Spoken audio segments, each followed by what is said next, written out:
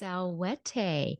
Mihi nomen est, Stella et hoc est, Batgirl the Oracle, the Barbara Gordon podcast, episode 227 for November MMXXII. Batgirl the Oracle is brought to you by MileHighComics.com, your new and collectible comic book store. Mile High Comics has an inventory of over 5 million comics from the gold, silver, bronze, and modern age, and over 100,000 trade paperbacks. If you're not into the vintage stock, Mile High Comics also has a subscription service called the New Issue Comics Express, offering a discounted price for comics ready to hit the shelves. So, if you're looking for vintage back issues or a great modern subscription service, be sure to check out milehighcomics.com. Well, if you're listening to this particular episode rather than watching, then you will have heard the new hit single after years of being pretty quiet from Bubba Moose, featuring a new artist that's pretty hot on the scene, the mayor. So I hope that you enjoyed that. Now, Professor Coca, my chief Tata correspondent, she is getting fed up with these long intros. And since she is a sponsor of mine and gives me oodles of cash each episode, I feel like I should honor her frustration, her annoyance. And she didn't really make a request, but I could kind of read between the lines. She doesn't want an intro this time. So I will just say, as a non intro, that as I record, tomorrow is my birthday. Everyone on the social medias know because I like to do a countdown. It's like the one entitled thing that I do in my life, I feel. And Thanksgiving is also coming up. So happy Thanksgiving if you celebrate that. And if you don't, I just hope that you have a nice time gathered with friends, family, and maybe some good time off from work and everything. So there you go. No intro. Aha. Find your joy segment, Shag's mac and cheese of comfort and joy. I would say, now we're not going to talk about it because I'm not doing an intro. Work has not been ideal. I could share some things with you. It seems like from you leave one stable job and then you encounter years of instability and things that I feel like when I was younger I would have put up with, but now I advocate for myself more, and I also recognize like this is not good. And also it seems like I've been having a tough time of it recently and for maybe a couple years now, and I think at one point it will look up for me, and it'll be my time, but it is not yet my time. So finding joy is great. Of course, once I leave the school building, I just try not to, I mean, I tell other people about what happened, but don't really carry that with me. I have been enjoying playing, haven't gotten too far into it, but I've been staying away from social media so I don't get spoiled. God of War Ragnarok. God of War is one of my favorite series on PlayStation. I've been with it for a while. That was my first mature M-rated video game that I ever got. I had to like convince my mom in particular, like, it's all about the Greek and everything. And good thing she didn't walk in when Kratos was doing some of his sexy time way back when. But this new era of God of War is just so amazing, and seeing his time with his son, something that you wouldn't expect from the Kratos of old. So that's been great. And I just encountered a section that I was super surprised at, and very similar to The Last of Us Part 2. I was surprised that something happened. So I'm glad that that wasn't spoiled, but still I'm told that, or I've seen it's like 28 to 60 hours, depending on play style. And because I look around and try to find things, I feel like I'm going to be closer to 60 hours. So it's going to take me a while. So can't really look at or watch anything. So that's been a lot of fun. And then I'm going to talk about it for my anime watch list, but Romantic Killer was so amazing that brought me so much joy, and I destroyed that whole series, which it wasn't very much, in a weekend. So I'm sad that it's over with, but that was great. Okay. Let's talk about some quickies. So I am going to do what, four quickies of Nightwing 90 through 93, and I think your ears will prick up for 93 because of course you know what that means. So we're going to go through this pretty quickly. And the only one I want to share, I think, visually is, of course, 93. And I want to talk about this. Okay. So Nightwing 90, and of course, I shouldn't say of course, but Devin Grayson is the writer on this arc or storyline, and we're continuing with all that blockbuster stuff that's been going on. The cover date is April 2004, and Nightwing, if you remember in 89, Blockbuster destroyed his apartment complex, and Nightwing is just, I forgot to find a synopsis for this one. So Nightwing is just, he is absolutely savage in number 90. He is going through all of Blockbuster's minions one by one. We really see Nightwing unleashed here, basically telling them give up the game, and also in a certain way looking for Blockbuster as well, but just going through them. We see many icicle word bubbles, which are my favorite. So I am happy about that. But I think besides seeing, yeah, what Nightwing would be like unleashed, I think this is the closest almost you see him, I would say, like as Batman, because he's very much, he's like close to the line. He's doing some pretty big physical damage to the people that he's running up against. And we know that when people go up against Batman or do something that really gets Batman's goat, then Batman unleashes and wreaks havoc. And Nightwing is very much someone, I think, who he can get upset, but I feel like he is calmer and more level-headed, and he doesn't inflict as much bodily harm. So to see him like this was really startling. And I would almost say that he crosses the line, if only if we think comparatively about where his line would be compared to other people's line. But I also, again, kind of calling out Batgirl here, I could potentially have put Huntress in this issue, and it would be like, yeah, that's totally Huntress doing it, even though she, of course, goes lethal sometimes. But just some of the stuff that he's doing, I'm like, Huntress has done, similar things, shooting people with arrows, etc., leaving them, in the ICU. And, she gets told off for it. But Nightwing here, no one's coming and saying, you need to stop what you're doing. But you see very much, I think, the emotional toll that the previous issue, the apartment complex, Blockbuster continually going after him, the people he loves, the fact that emotionally he's very broken down on many levels, romantically as well as familiarly with the apartment building and Barbara.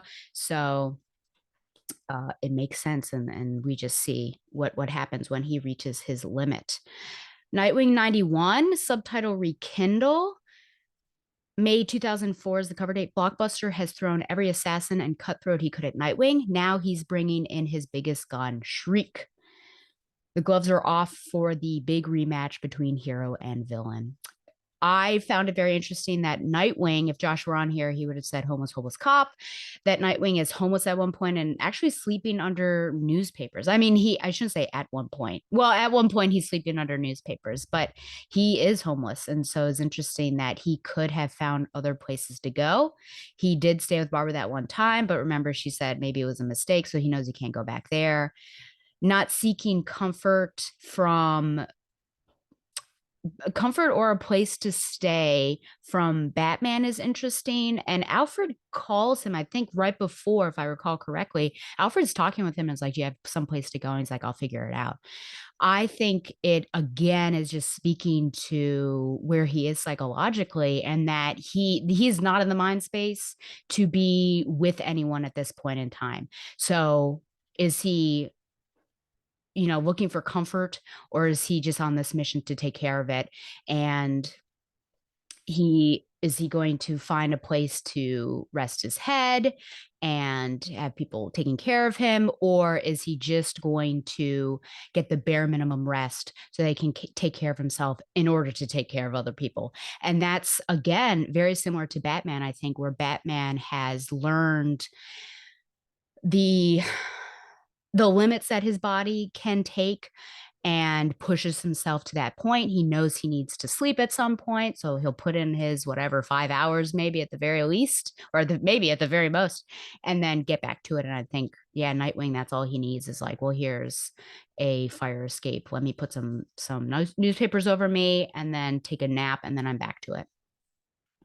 Amy is, yeah, I also said that this just feels like a completely different character, which again, I think it makes sense. It's just really startling, but we see what happens, when trauma or something huge happens to a character. It totally makes sense. Amy, friend and now captain, of course, desperate to help him, but he's just beyond the Blue Haven PD right now, because she's like, maybe if I give him his job back, it'll be okay. It's not going to be okay. Then we have Nightwing 92 Flashpoint, June 2004 is the cover date. Nightwing versus Blockbuster. Blockbuster has thrown every resource at his disposal into war against Dick Grayson, and Nightwing has weathered the storm despite a slew of shocking casualties. But now the war boils down to two men face to face at last. And I should say again that Shriek fight, I mean, Shriek didn't really stand a chance, but we have battle damaged and shirtless Nightwing, which I love to see. I actually really love battle damaged action figures, battle damaged images and things of favorite characters. I think it shows like they've really been through it.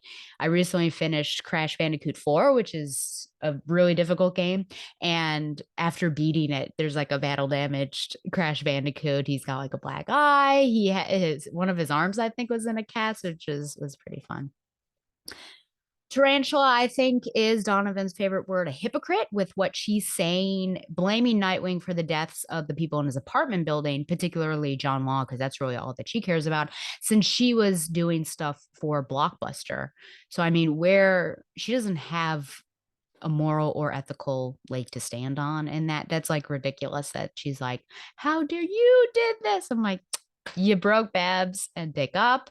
You were doing things for Blockbuster against Stick. So really, whatever. Tarantula has a weird kink. I guess I shouldn't say weird, but she has a kink wanting to watch Nightwing get beat up. The reason why I didn't want to say weird is, people have kinks, so I guess we shouldn't judge them for it, even though I have my own opinions. So yeah, it's kind of weird, just like, let me know next time. And on one hand, you could be like, well, maybe she's joking, but given Tarantula's character and the things we've seen, it seems realistic that she's like, no, she probably would certainly enjoy that. The reporter, Ms. Michaels, knows that Dick is Nightwing. She hasn't known the entire time. We find out she was actually hired by Blockbuster to figure things out, and then she kind of connected the things. So that was interesting. Nightwing and Tarantula, in particular, I would say Nightwing, because he tries to stop Tarantula from killing Blockbuster, goes through this whole thing to get Blockbuster's confession on tape. And that's why he's beat up, because there's no coercion or anything. And then they give it to somebody. And I think Tarantula's brother, if I'm remembering correctly. And then he destroys it. And after everything, there were no copies or anything. And there's just this powerful set of images, really, of Nightwing shaking with rage of again, Blockbuster is just not going to meet justice. And then Nightwing has his own signal, which Amy and her husband put up. And that was interesting, kind of trying to get him to come back again from where he is and come back to the BPD. And then we have Nightwing 93 Slow Burn. July 2004 is the cover date. Nightwing has lost his job, his love, his home, and several of his closest friends. Now it's just Nightwing versus Blockbuster, the deadliest of adversaries in their final face-off. Some questions before I get to what I wanted to talk about, I guess, which I won't talk about too long, but just a little bit. Nightwing, let's see. Ms. Michaels calls Nightwing son, which I thought was strange because they seem of comparable age. So I'm not necessarily sure about that. But she's dead now, DED dead. So I suppose it doesn't really matter. There is a discrepancy I noticed between issues of how to spell Rolly. Is it Roly or Rollly? Who knows?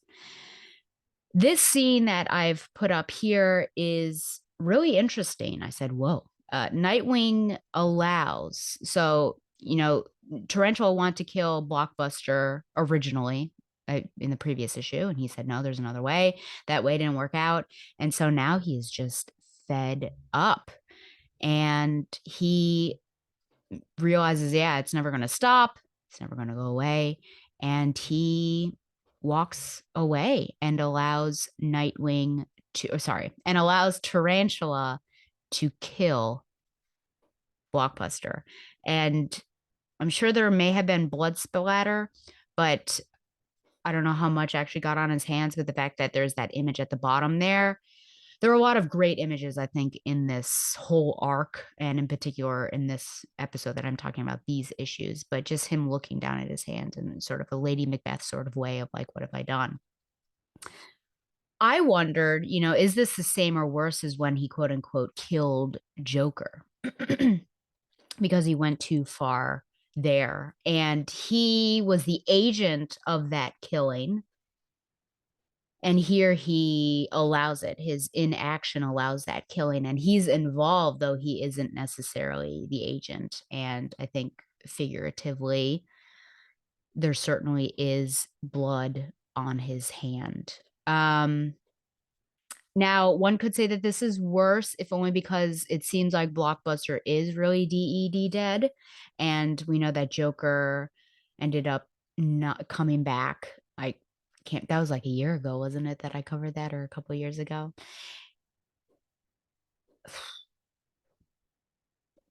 I think both circumstances, Nightwing is like psychologically in a similar place.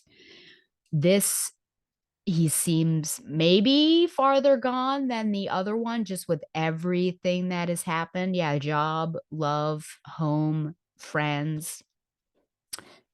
And he is just pushed to the breaking point. And he is Blockbuster, similar to Joker, is someone that, justice, he might be locked up, but it seems like he can always get out. So Joker can always escape, but Blockbuster just has so much connection within the system that I feel like he's always going to be free. So it's hard to compare them. You'd think that being the actor in the killing would make it worse. But this one, because we know that Blockbuster is actually dead and Nightwing turned away, almost seems maybe the worst of the two. And I don't know how he's going to necessarily come back from this, because we know the emotional toll that the Joker killing took on him. And so now we have this, which is yeah, I'm not sure what's going to happen.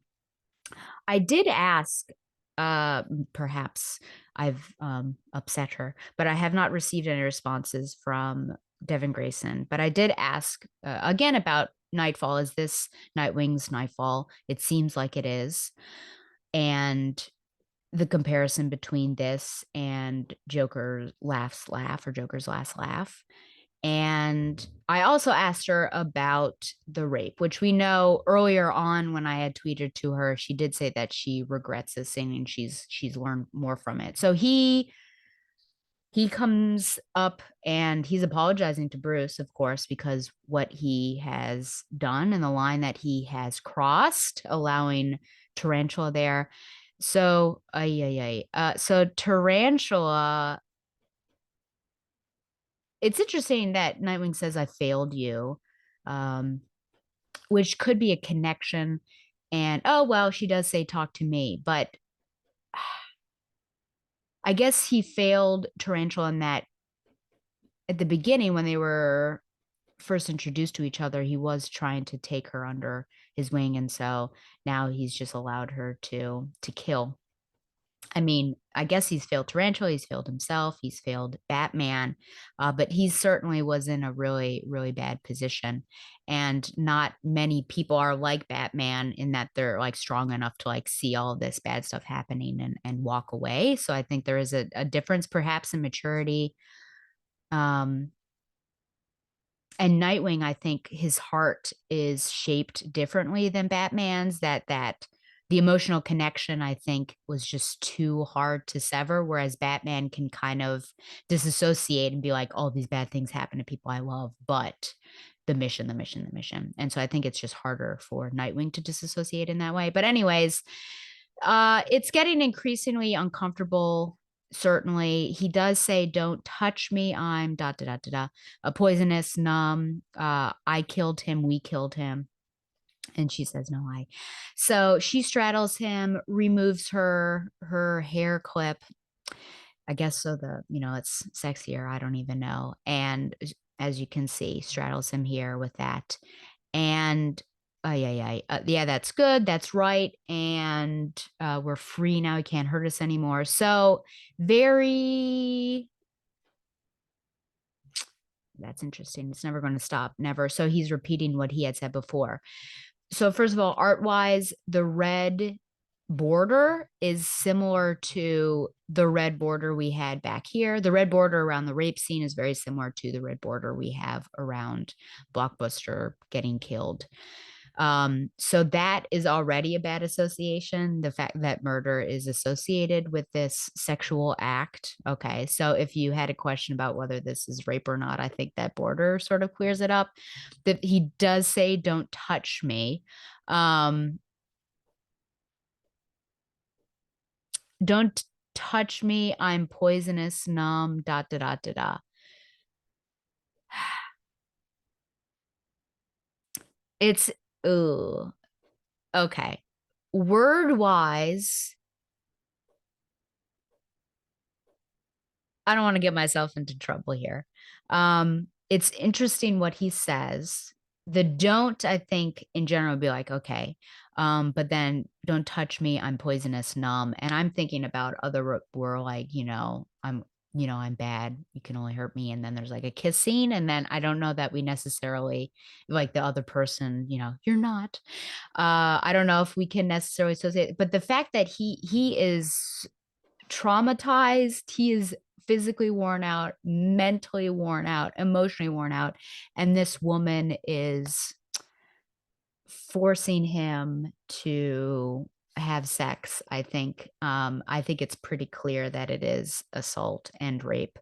And I mean, he doesn't have any sort of strength to speak of to prevent this from happening. Now, the question is, why? And I don't know, like I think someone should write in and tell me and remind me. I was going to look this up, but I forgot. Why was this so controversial at the time? And I will say, because I like to own up to things, that I used to make fun of this. I don't think I may have read it and looked at it, but I remember like years ago, I was a baby comics reader.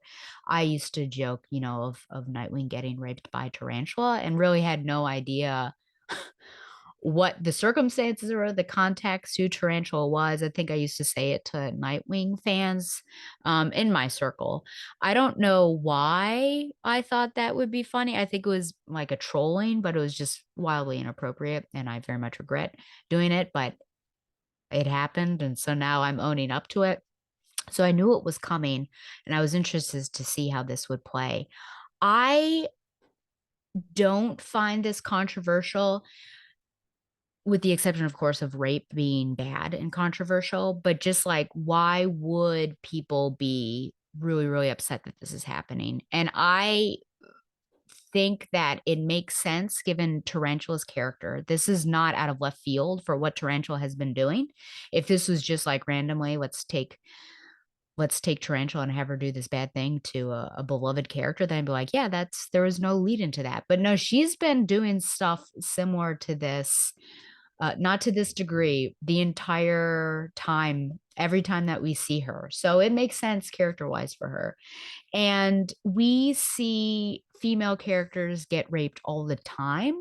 And depending on who the character is, I would say more often than not, there's not a public outcry. Like the only public outcry I really remember is Sue Dabney in and Dr. Light. That's the only thing I can remember of, like, everyone else just kind of like reads past it and they're like, well, that may, sure. I mean, women get raped all the time, but when a man gets raped, then people are like, how dare you do that to this character? And perhaps because I've read the entire run of Invincible, and Invincible gets raped, and that was really powerful and uncomfortable scene. And then that trauma stays with him, and he can't really intimately be with Eve for a very long time and has trouble seeing that other person.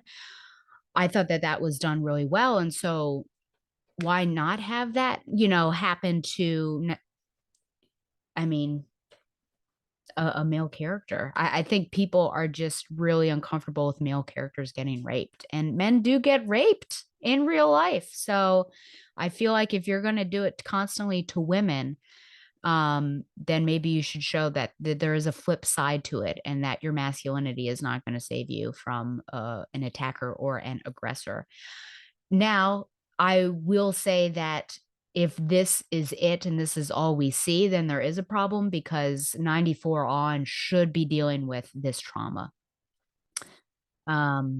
Yeah, no, I would say that it's powerful and that it makes me feel very uncomfortable, and makes Tarantula seem even worse than I ever thought that she was leading up to this, that she would look at how Dick is right now and think this is the perfect time to have sex with him and take advantage of him.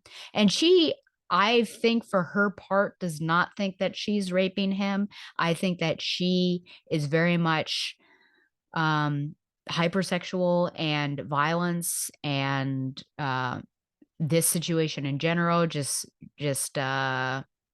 gets her horned up, and she's ready to go. And they killed Blockbuster, they're free of him, she's super excited. In another context, we would have, I think of The Americans, I think it was the pilot episode, where that the husband and wife were not, I can't remember their name, the husband and wife were not really, I mean, they were married, but they didn't really love each other. And it was because there's this sort of specter in the wife of this guy who would sexual assault her and was like the handler, and they ended up killing him. And after that, she I was going to say invokes, that's not really starts, but initiates sex with her husband. And for like the first time, it seems like they're actually being intimate with each other. And because of this, like killing, you're like, yes, you're free of this thing that's been over you. So that would make sense. And so I think that's where Tarantula is, but Nightwing is just completely out of it. It's basically, it feels like raping someone who has been roofied, I would say, or is just really drunk, because he doesn't necessarily, I mean, he's just saying the same thing over and over again. So it was just not good. His consent was not there. An unspoken consent, I think, was not there. Okay. I think that's it for that. So I would love to actually hear from you all what your experience was of that particular issue when it came out. And then what you think of it now. And if you remember what the actual, why did people have a problem with it? Was it just because they were uncomfortable that this happened to their favorite character? They should feel uncomfortable. And just because it's their favorite character and a man doesn't mean that that character is safe from being raped. So again, I think that's psychologically fascinating, that no one's freaking out over women getting raped unless it's Sue Dabney. So there you go.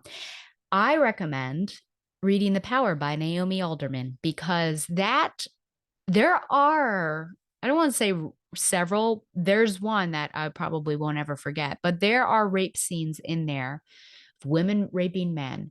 And it makes you, and really there's like sexual violence and violence against men. And it's really interesting psychologically how, as a reader, and this is true of people that I spoke to about that particular work as well, how uncomfortable we get when that is happening. And that the level of discomfort does not match that when we're reading it happening to women. And it's because we are now numb to women getting raped, that it's just like, It's commonplace. But when we see it the other side, you're like, oh my gosh, this makes me feel really uncomfortable. I really don't like this. That's crazy. We should be like that for anyone with any sort of sexual assault happening to them. So I think that speaks really negatively about media and what we are digesting from media. And again, I go back to this thought of this special that I want to do about rape in media and what is the level of appropriateness that we should use it and how and when. So I think it should be sparse, obviously. And well, I don't want to spoil that panel whenever it happens, but it's something that I am very much interested in, to be sure. Okay, so we are moving on to Batgirl 49 and 50. This is the main event of this particular part. So Batgirl 49, Dead Among the Dead Men, April 2004, writer Dylan Horrocks, penciler Rick Leonardi, inker Jesse Delperdang, and colors Jason Wright. Elderly widow Mrs. Krupotnik attends the funeral of her husband, Samuel. The funeral home director, Mr. York, opens the casket. Woo! The funeral home director, Mr. York, opens the casket, and Mrs. My gosh, Mrs. K exclaims that her husband is gone, and Mr. York tells her that he has indeed gone to a better place, and they point out that the corpse is literally gone, and Mr. York says, quote unquote, not again. Alfred Pennyworth introduces Cassandra Cain to her new apartment now that Batman has fired her as Batgirl. Alfred explains that her every need will be taken care of and tries to comfort her. He tells her that Batman is not disappointed in her and she has achieved much more in her short career than most superheroes do in a lifetime. Alfred leaves and Cassandra sheds a single tear, one of those very dramatic things. Later, she walks through the streets of Gotham and spots a Batman t-shirt that makes her upset. In the Gotham Clock Tower, Robin tells Oracle through the video screen that Soul, that drug, is back and worse than ever. He confides in Oracle that he wishes Batgirl was on the streets helping them. Cassandra arrives at the clock tower and Oracle is surprised to see her. Cassandra asks why and collapses crying in Oracle's lap. Oracle tells her that apparently it's a very comfortable lap.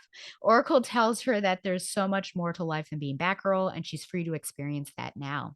Cassandra tells Oracle that Batman said she was quote unquote erratic and irresponsible. Oracle is frustrated by Batman's inability to express any emotion other than anger. She then explains that Batman fired Batgirl because he was feeling guilty about depriving her of a normal life.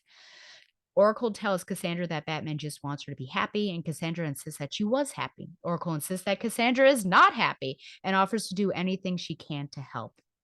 Cassandra asks for Oracle's old Batgirl costume, and Oracle refuses. Cassandra decides to steal it anyway. Steal it! Did you hear that, Donovan? And sews it to fit her better.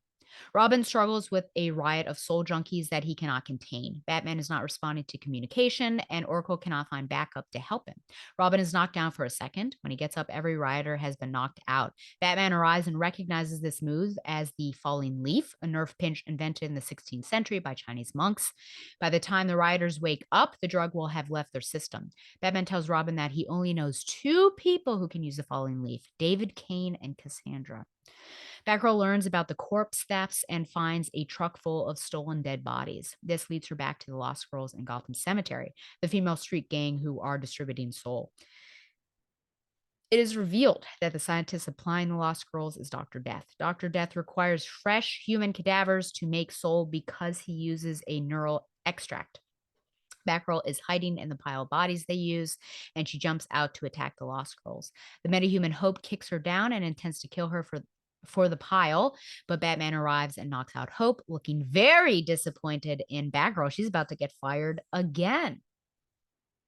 There is an editorial note that tells us this takes place before Birds of Prey 63, just FYI. And what was I going to say? That synopsis was provided by DC Wikia. Okay, so first of all, we have this particular cover where Cass's outfit, or Cass herself, is in one of the costume cases in the Batcave. Behind her, we have one of the Robins, perhaps Jason Todd. It kind of seems like she's dead. They were going to see Cassandra actually die, but that is not the case here. I would say in here with this Alfred and Cassandra conversation that Alfred is spouting a bunch of lies to Cassandra that, which is, let's see, what do we have here? Yes, due to Master Bruce's inability to speak openly and honestly about his feelings, you may well have been left with the impression that he was disappointed in your performance as Batgirl. Please believe me, however, when I say that nothing could be farther from the truth. No, he is disappointed in her. He basically said that. So, that's a lie. I don't know where this is coming from. He's both Barbara and Alfred, I feel like, are interpreting Batman's actions inaccurately in order to maybe make Cassandra feel better, or just because they feel like Batman is a better guy than he actually is. Okay. Also, stabbing or twisting the knife there, you have achieved more in your few short years as Batgirl than many costume heroes manage in a lifetime. Your short career. So it's over, but hey, you did a good job, which is very interesting. Also, Cassandra is a child. Okay. She is a child. Yes, a young adult, but she's a child. She should not be living alone. She doesn't have any hobbies. She can't read. So, literally, what is she going to do? Just sit around? What? Look out the window like this? Shed her one tear down her eyeball? I don't know. She goes, of course, to visit Oracle, and we have this scene at the bottom right with Cass and crying in Babs's lap. And immediately, of course, I thought of Nightwing doing the same thing a couple issues ago after Haley Circus got burned down. That Babs sure does get a lot of people crying in her lap lately. I do feel like, though, that this is typical. And honestly, it just makes sense why she explodes when she finally releases some emotion, because people put everything on her and she has to absorb it all and not give way to her own emotions when other people are having their moment. I mean, think about Officer Down. Everyone is freaking out around her because of Jim being in the hospital. Batman can't handle his own emotions. And when she had every right, the most right perhaps of everyone, because she's literally related to Jim Gordon, her father, that she is like, this is what we're going to do. And so, when you have to bottle that up, then when there's like at some point, it's just going to explode. And so I think that's why I don't know that we can necessarily blame her when she does have really angry moments, or perhaps how she reacted with Dick, because I think it just things pile on around her. It's interesting how Bats both condemns what Batjerk did and also tries to explain it to Cass, thereby almost agreeing with him. Let's see if I can find this.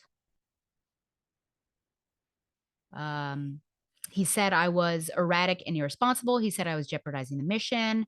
Bab says, damn it, that's so typical of Bruce. The man is incapable of expressing any emotion except anger. Stupid Bruce. Look, Cass, he didn't fire you because of anything you'd done. He did it because he feels guilty. He's worried that being Batgirl is bad for you, that the constant exposure to violence and evil was preventing you from healing the emotional harm you suffered as a child. Please remember that, listener. Healing the emotional harm you suffered, preventing you from healing the emotional harm you suffered as a child. Remember that if I don't, in terms of 50. Please. Okay. So, yeah, it's interesting that she doesn't say he shouldn't have fired you, but just like, hey, you're fired. Let's deal with it now. I think in a way she does, unfortunately, agree with him. I don't think that Bruce, I was going to say, I don't think that Bruce wants Cass to be happy. I won't say that, but I don't think that was necessarily part of why he fired her. That's definitely a Barbara thing, that she wants Cass to be happy. I do have a question, of course, with when you're telling someone when someone well, okay. When you're telling someone you're not happy and the other person says, "I am happy," and then the other person is adamantly saying, "No, you're not." How do you argue with someone who says that they're happy and who really knows best?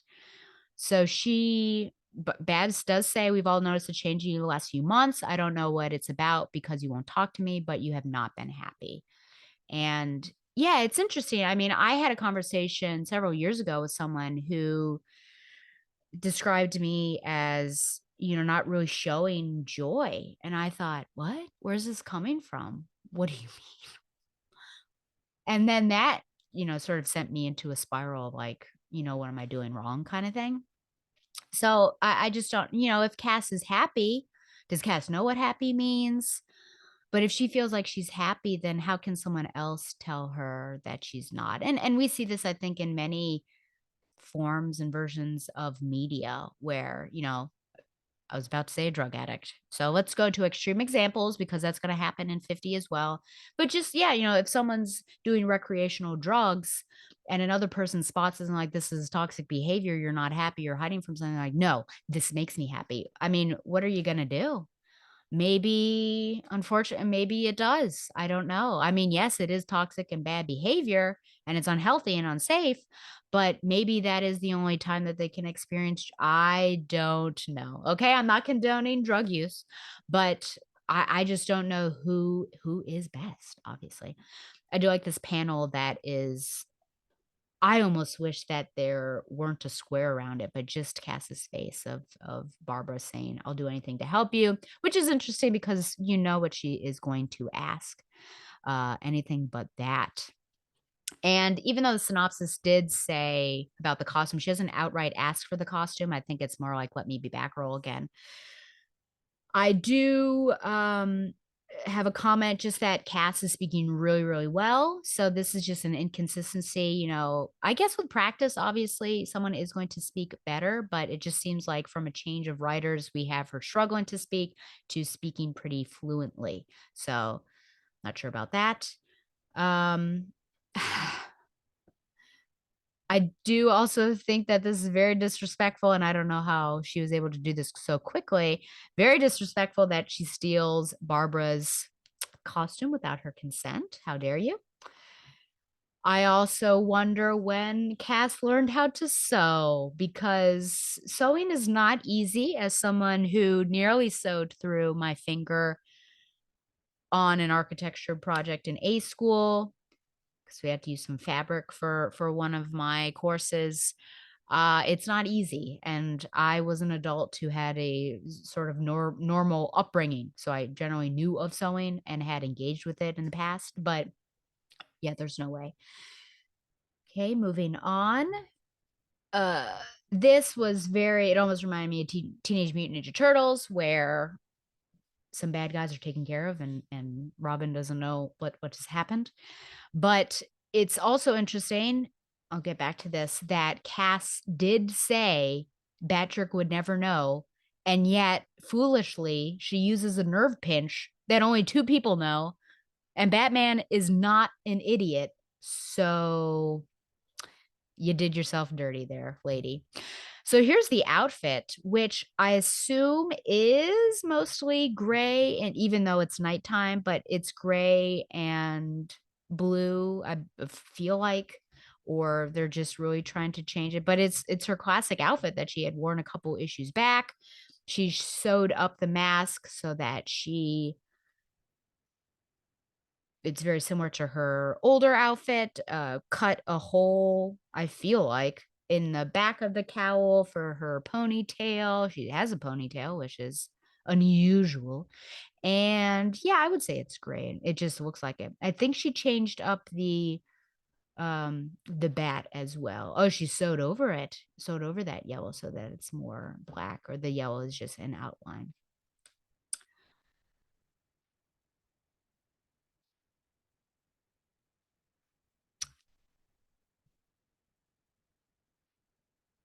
Oh, when she goes back to this group of girls, I guess that I remember her, this Hope person, wearing that, but I did say IDK what that chick is wearing because it is very interesting. She's got a cop hat, which I guess we should intuit as her probably killing some sort of cop, and then a, I guess, a sports bra or a crop top, and then it looks like a Catholic schoolgirl skirt and some combat boots. So very interesting to see those two duke it out and the different outfits that they have.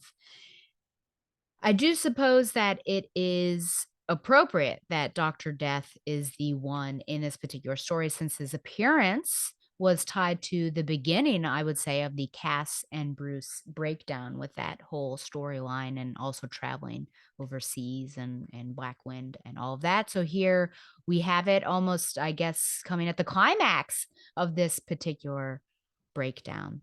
And I think my final comment is just that it is pretty gross that pieces of dead human beings are going into a drug. So I think, we get those ads about smoking, negative ads, and just that there's lead and all this bad stuff. And you're like, yeah, you're ingesting, or you are pulling into your lungs some metals. And here you are, I guess, ingesting, since it was a pill, and having go through your system corpses. So does that make you a cannibal? I don't know. So yes, I think this was fine. I do, of course, just wonder about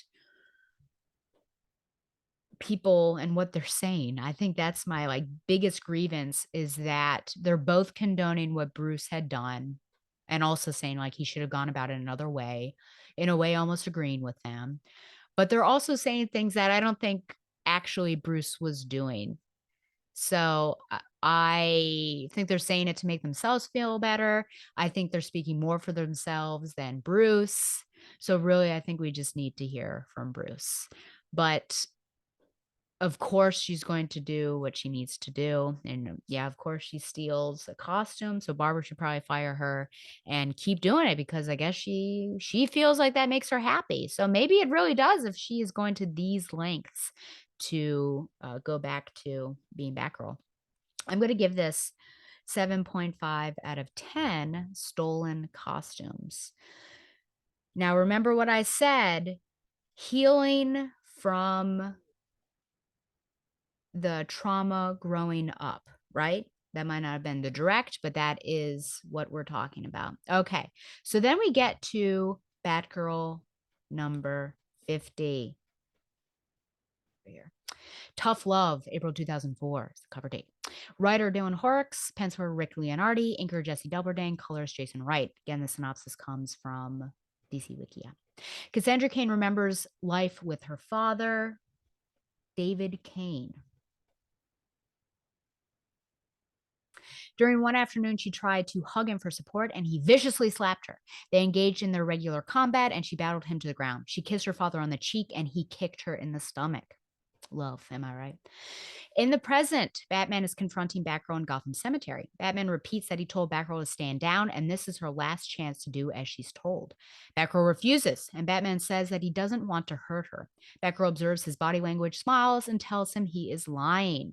They battle while Dr. Death and the Lost Girls look on. Dr. Death has Sunny Love bring him a red flask with concentrated soul, and he throws it at Batman and Batgirl. The flask breaks on a gravestone, infecting both of them. Batman tells Batgirl to stop this now before he's forced to hurt her. Batgirl zips her mask up. Zips her mask up? Yeah, because she did take it off. So she puts it back on, let's say. That was a weird thing. And says, hurt me. Let me say that again, because the fact that I made a mistake does not help matters in the fact that my point is going to be, this is a terrible issue. One more time. Batgirl puts her mask on and says, hurt me. Dr. Death remarks to Sunny that this is perfect and they will have escaped long before Batman and Batgirl are finished. Robin arrives and punches Dr. Death in his stupid face. Batgirl and Batman take their brawl outside the cemetery as the drugs kick in. They land on top of a train and mercilessly fight to the death. Robin follows in the Redbird with Oracle helping him track their progress. Nightwing is dealing with a riot of soul junkies when Batgirl and Batman swing through. They ignore him, and Nightwing easily recognizes that they are both on Soul. Oracle sends Robin to get the antidote from Dr. Death. Nightwing tries to stop Batgirl and Batman, but they toss him aside like garbage. This is very interesting commentary going on in the synopsis here. Robin interrogates Dr. Death. He asks why Dr. Death turned to narcotics after a career in weapons of mass destruction. Dr. Death replies that a drug turning thousands of innocent partygoers into homicidal maniacs is a weapon of mass destruction. Robin demands the antidote, and Dr. Death insists that he didn't make one. Robin drops a vial of soul in the police van, infecting them both. Dr. Death admits that the antidote is in his coat pocket. He is horrified when Robin leaves without administering it to him. Two cops open the van doors and tell him that Robin did not spill soul. He spilled tomato juice. Robin rushes the antidote to Batgirl and Batman, with Nightwing following in the wing cycle. Batgirl and Batman fight across the tops of cars on a bridge. Their actions cause a large gasoline truck to flip over, spilling gas everywhere. Are you listening to me as I'm talking about this here? Robin and Nightwing quickly evacuate the bridge. Batman tosses an incendiary pellet and there's a massive explosion. Again, are you listening to me here while I'm saying this? Batgirl and Batman both dive into the water below where they meet again. Instead of hurting Batgirl, Batman pulls her to safety. Batgirl feels the fatherly love in his embrace and they sit together nicely on the shore. Batgirl tells Batman that her father never let her touch him or hold him. There was only fighting and hurting. Batman hurt her too when he sent her away. Batman explains that he needs to know who she is loyal to, her father, Oracle, or himself. Batgirl tells Batman that she's not loyal to him, she's loyal to the symbol on his chest. They are sitting next to a tunnel, and bats fly out of it into the rising dawn. Nightwing and Robin arrive with the antidote. Batman tells them to take it to the Batcave for analysis, as he does not need it. Then he tells them that they should go, as they all have work to do.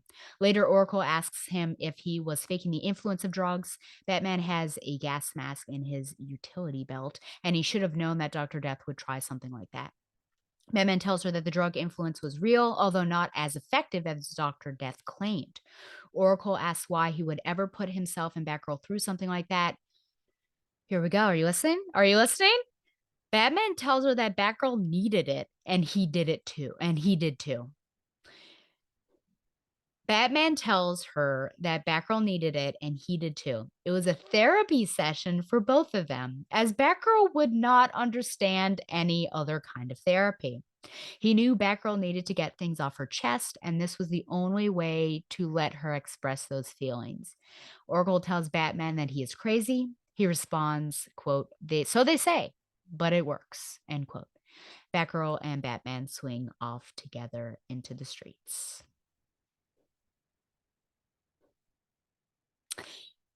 Let me begin by saying I really did not like this issue.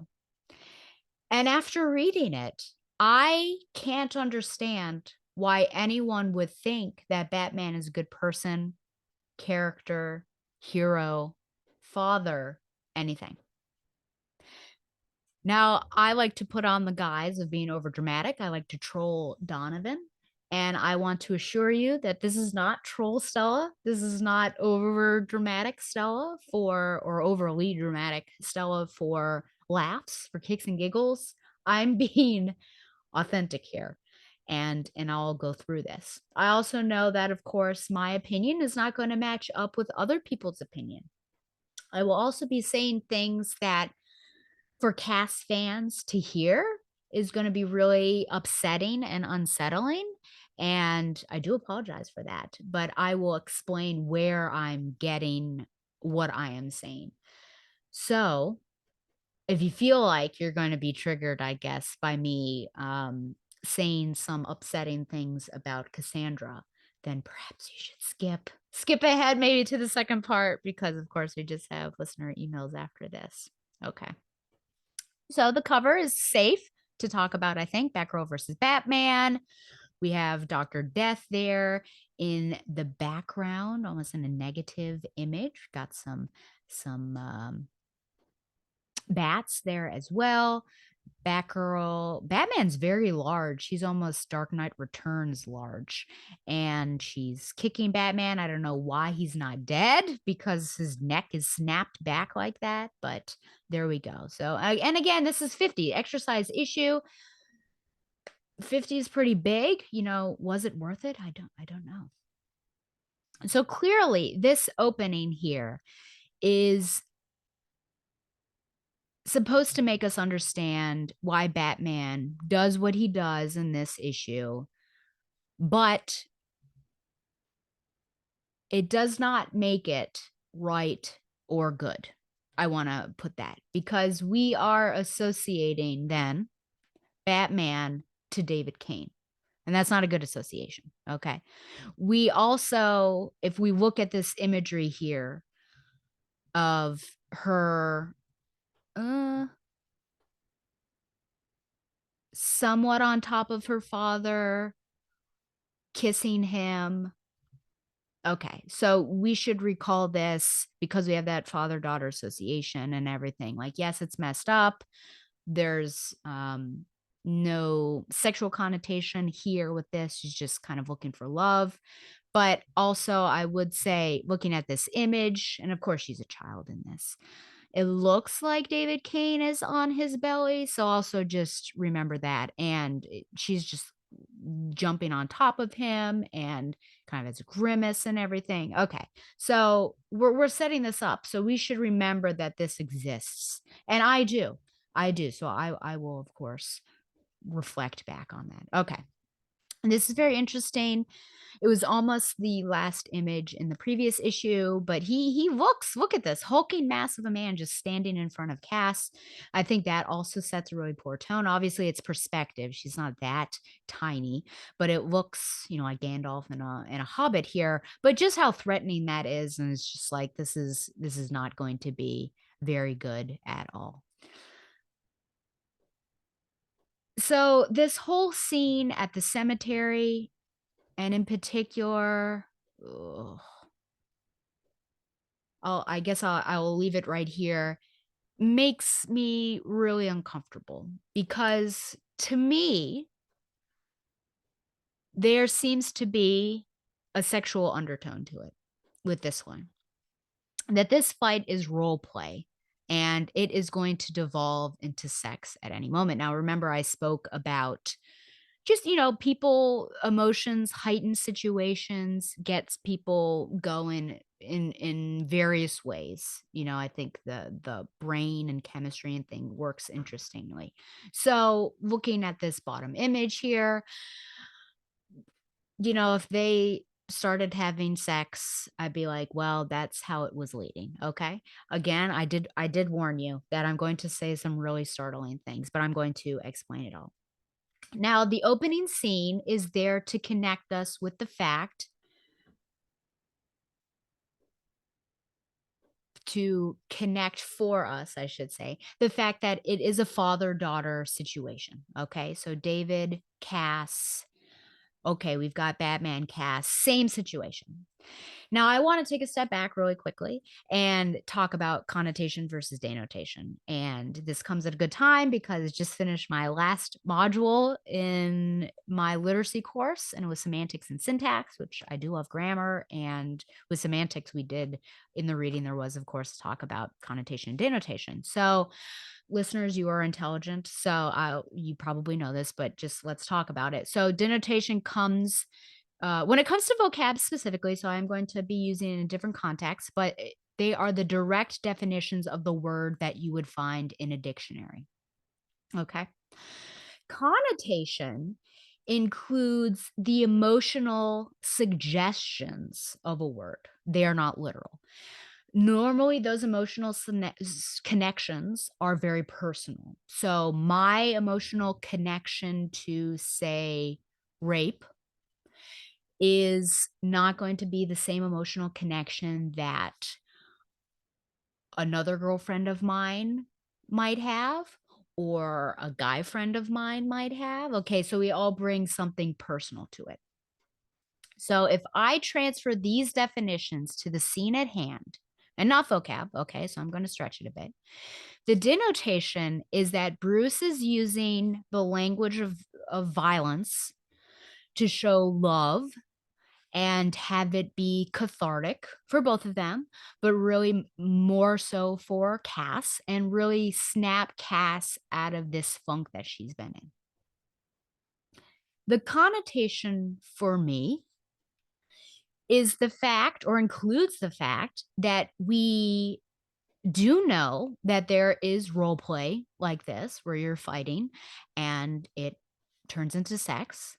We've seen it in other media incarnation. We've, a man and a woman having a physical altercation with each other or getting in an argument goes into sex right away. We've seen this. Okay.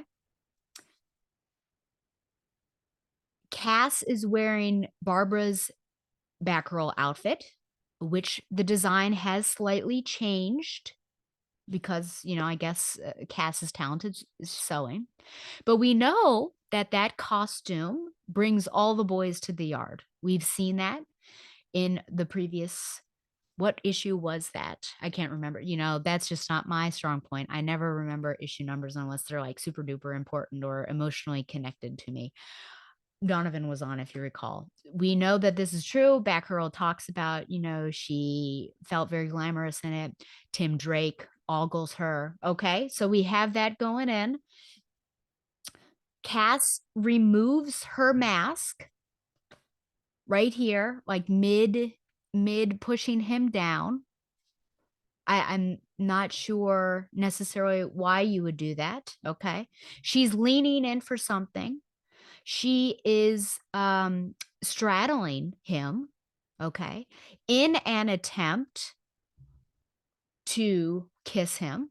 And again, there is that connection with what she was doing with David Kane, but the straddling there, David Kane was on his belly, and here we have Batman on his back.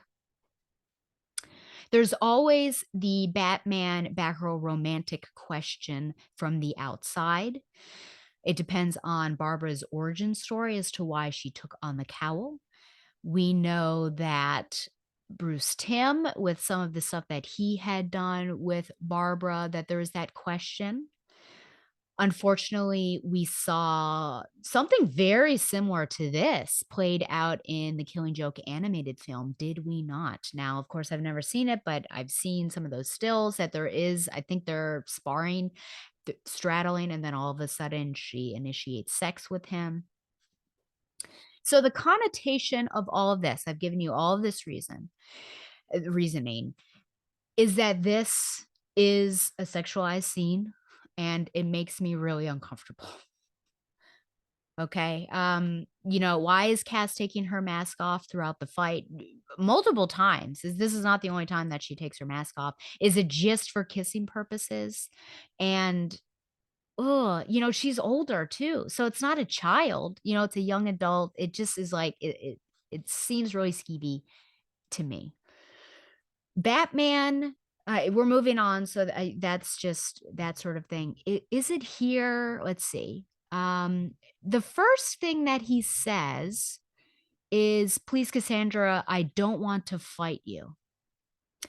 Why does he leap to that right away when there are tons of steps in between what's happening? Go home. I told you not to do this. I don't want to fight you. There wasn't another way to reason. And then she's like super excited. It seems like she's smirking underneath there. You're lying. So it's like, well, you do want to fight and we're going to do it. There is significant damage to property and danger to civilians in this issue. I was astounded. Let's see here if we can find it. I was astounded by this bridge scene. The fact that there is gas. There are people near the gas, on the gas, and Batman throws this pellet and explodes the bridge. You can't tell me that people are not dead on that bridge. And apparently this is necessary? Batman said that this was necessary. That's insane to me. How can you argue that Batman is a good person, character, father, hero when he decides to do this? Ay, ay, ay.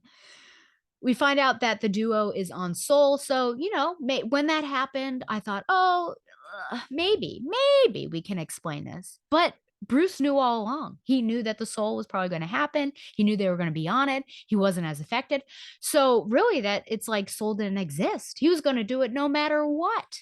So, no, I can't explain that or probably have any sort of empathy for what's going on. I just condemn this entire thing. I feel like Batman is a super jerk here, asking her to choose. Now, it's not between Kane and the Bat family, choose. Are you loyal to your father, your birth father, or us? No, it's are you loyal to Oracle or Barbara? Uh, Or, sorry, are you loyal to David Kane, your father, Oracle, or me? Why why is he giving her that choice right there? That seems really, really petty. I think you could have just eliminated David Kane because I think he knew that that was not going to be the answer. Basically, he's saying, "Are you loyal to Oracle or me? Are you loyal to your mother or your surrogate mother or your surrogate father?" What a jerk thing to do. Again, this is not over dramatic Stella. This is like legitimately, I feel like that was a really stupid and petty question to ask. But she chooses the bat, which good for her. And it's not a surprise, but and also, flips him the bird. I feel like, no, not you, this. Yeah, that totally makes sense. So why would you I just don't I really don't understand. I don't understand Bruce in this. I don't understand why anyone would like Bruce in this. I just think it's a really bad issue. And then his explanation of why this whole thing happened is just it's bonkers. It is bonkers. So she needed it, we both did, because Baz is like, "Why on earth would you do that if, like, the effect was not there wasn't an effect on you?" Are you saying it was also kind of screwed up therapy session? What other therapy would Cassandra understand? She grew up with no human contact apart from violence. Fighting is her language, Barbara, the core of her being, of her soul. She had things she needed to get off her chest, and so do I. And then, yeah, Barbara's like, "You're crazy." I would have said, "You're bleeping crazy." And yeah, so you say, but it works, and smiles, and then they swing off. So because they swing off, Cass must have been right there when he's explaining. I guess she doesn't feel manipulated at all because I sure as heck would. But here's the big thing. Remember 49, I said, remember this of he wants you to heal from the trauma.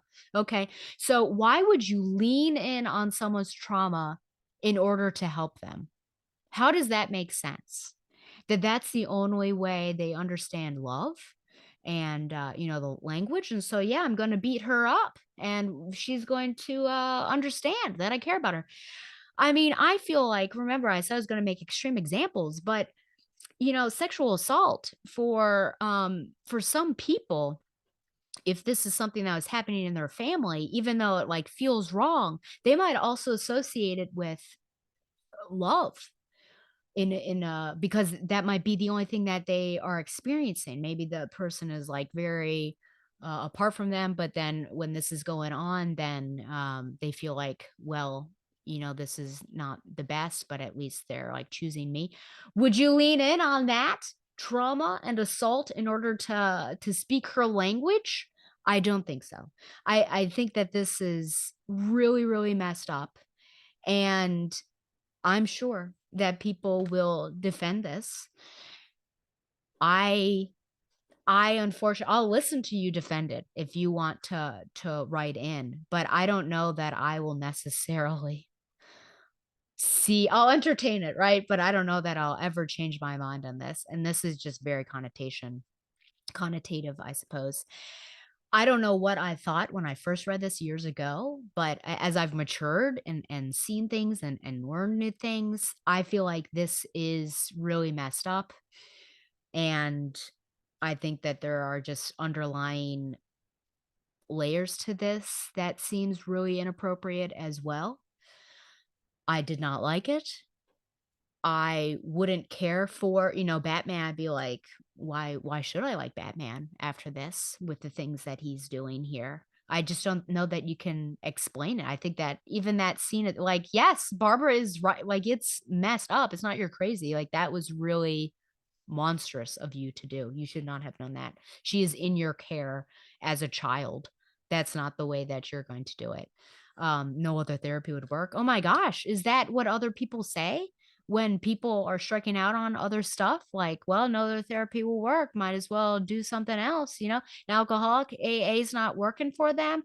Um, inpatient rehab's not working. Let's just like make them suffer and maybe drink several bottles of things so that they just hate the taste of alcohol. Is that what we're going to do? That's what it feels like is happening here. It's just terrible. The one thing I did like, because I'll end on a positive there, because I'm just raging against this. I don't think I've disliked an issue since over there. What was that? 97, Batgirl 97 with the was that Hope Larson, or were we past that? Yeah, I think we're past that, but all of that stuff.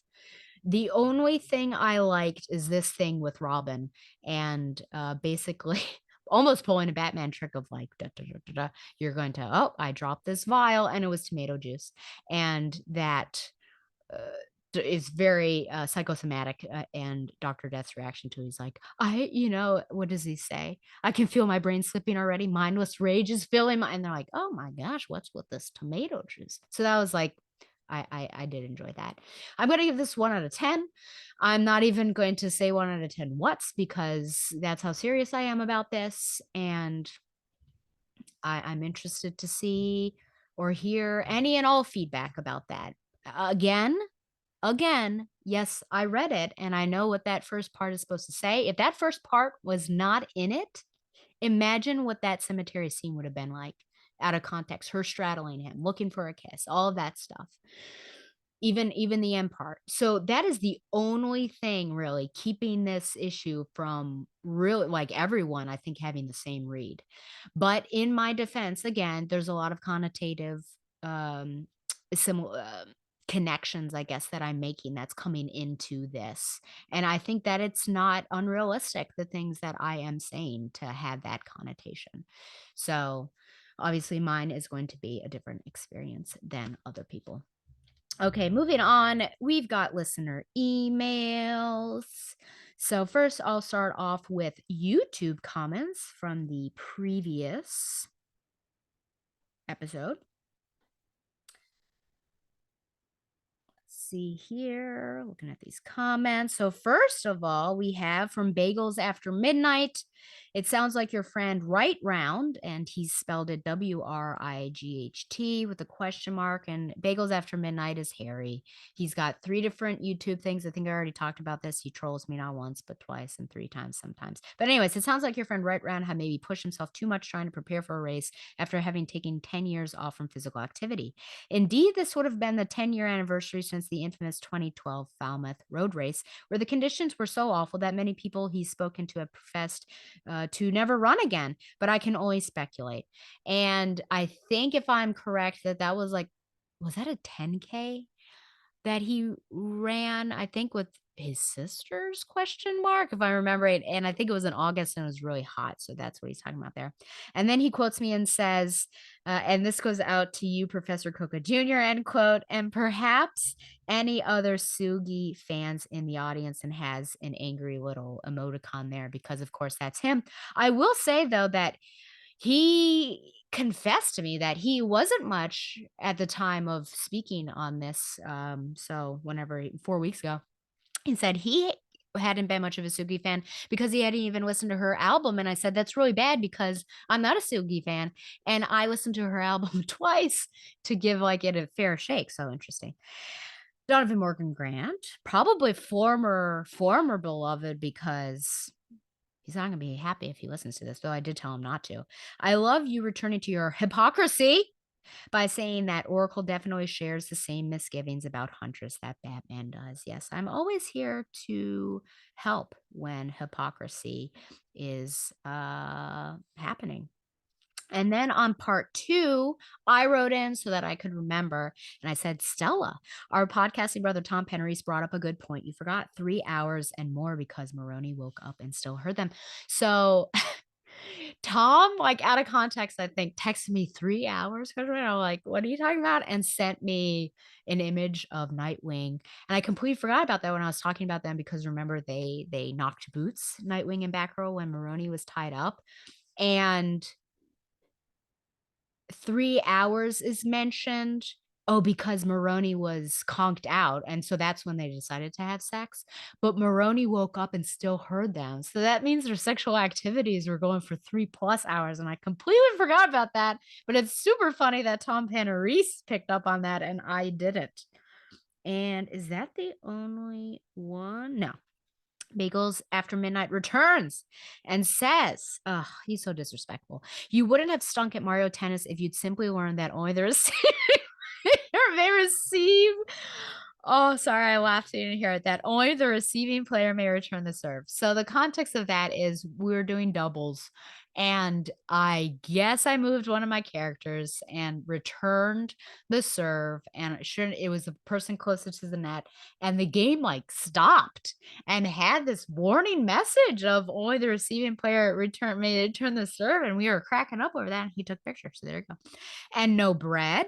You must have forgotten the pumpkin bread. If you need to cross that off your pumpkin list, then there you have it. I did forget after I recorded because I said that I was refused bread and water or the bread. So the true guest host relationship had yet to happen.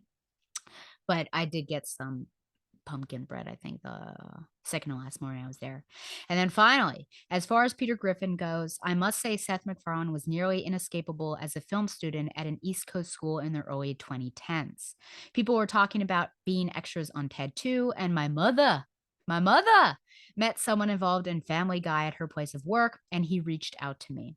The idea was that Matt Damon and Ben Affleck were going to create Hollywood East at some point, and I guess nature abhors a vacuum. So there you go about the relationship between the relationship between my gosh Mama Shoot and Peter Griffin. She also said Celine Dion, she's related somehow, and there was somebody else that she mentioned. I don't know. She very interesting person. I feel like she should be a guest on this particular podcast. I'd have to think of, besides interview questions, what she should come on and talk about. And then finally, I almost forgot, from my Earth 2 BFF, Shayna, and this is from Batgirl Oracle 226. BFF Stella, it is a fair question and it got me thinking. One could argue that bad representation is better than no representation because it still brings about some awareness. Also, by entering a bad representation into the public eye, it can raise an opportunity for a more widespread conversation to happen. It can inspire better representations to come into being. It can inspire better representations to come into being. Oh my gosh. It can inspire better representations to come into being as a counterpoint/perspective or argument against the bad representation. A sort of dialogue can happen that allows for improvement and accountability. I suppose my perspective about queer romances is a little purist, preferring to have only good representations or nothing at all. I also admit I might be a tad sensitive on queer representation in media, since it seems to me that tokenism has been on the rise in recent years. I might have a different opinion if you ask me 5 to 10 years in the future. I know I definitely had a different opinion 10 years ago when there was much less representation. I really enjoy the feeding the game arc of Birds of Prey. I think there are some very interesting role reversals we see. The reveal of Helena being Black Canary and Dinah being the one giving her support back at the clock tower is all very fun. It also does a lot to highlight what Dinah and Babs each bring to the team and how they complement one another and how Helena might fit into the equation moving forward. And I've always loved Seeing Dinah's response to Barbara, firing her and starting to train more. One of the things that I think Simone does very well is depicting Dinah as someone who wants to improve and grow as a hero. It feels unbelievably refreshing to see a full grown woman written the way Simone writes Dinah in her run. That being said, it never made any sense to me that Barbara's breakup with Dick would lead her to wanting to take Dinah out of the field, or that Helena sleeping with Dick to be the only reason for Barbara not to trust her. As progressive as I think Simone's run is, I can't get over how much Barbara's decisions seem to be solely informed by her prior relationship in this arc. If other reasons were given in addition to her relationship with Dick, I don't think I would mind as much. And I'm on board with that, Shayna. And we've known Cass and Steph don't care about their secret identities and Batgirls since issue number 1, and all the times we've seen them patrolling with their masks off. Remember when that used to be something that concerned Barbara? Yeah, sure do. I also remember when Batman was upset about it as well. I wish it become a real plot point so there could at least be a reason for why Cass and Steph always seem to be so casual about their secret identities. Batgirls is starting to lose. Batgirls is starting to lose me, unfortunately. And just when it seems like some restraint is being shown in using the narration boxes. P.S. Do you have any interest in the Gotham Knights game that was just released? I'm not going to lie, it's pretty satisfying to be able to play a full length game as Batgirl, even if there are some iffy things with the portrayal of her disability in the game, Shayna. Yes. So, first of all, Shayna, all I have to say is you're lucky that you have a PS5. I do not have a PS5. And that is one of the games that I really want to play and am disappointed that I don't have a PS5 because for the most part, I can go around it and there are still enough PS4 games that I can play and some new games that are coming out like God of War Ragnarok came out on PS4 so that's good. Resident Evil 4 remake is coming out on PS4 so I'm super excited about that. I'm going to reach some problems I think most likely with whatever the next Naughty Dog game is and also with the next Spider-Man game is where I'm going to have issues and one of the two is probably going to make me but I don't have $1,000 to burn right now as someone who is in a minimum wage job and also in grad school. So at some point, I think I'll get it, but I am interested. I know it's not gotten the best reviews. Like everything was really hyped up and then reviews came out and were very middling, but I still want to play it. I think playing as Barbara is going to be super awesome. And it looks like the co-op is still, I think, fun, even though people aren't giving it the best of reviews. And I guess the story is you see everything coming, but I often disagree with views. I always try to make up my own reviews. I always try to make up my own mind. So I am most likely, yes. After I get my PS5, I will play that. But that's super awesome that you get to play it. And yeah, I can't wait. Thank you everyone for writing in. And yeah, remember you can always comment on those videos if you are watching them. And you can always write in also at Batgirl@gmail.com. And there's a lot that you can comment on in this first part for sure. Okay, well, I'm going to take a break. When I come back, I'm going to do some modern quickies, including, of course, Nightwing, and a full review of Batgirl's number 12. And now, Zaius' Radio Hour for probably the last time dedicated to Professor Coca Jr. because she did recommend this particular group. So it is going to feature Run Devil Run by Girls' Generation. See you soon.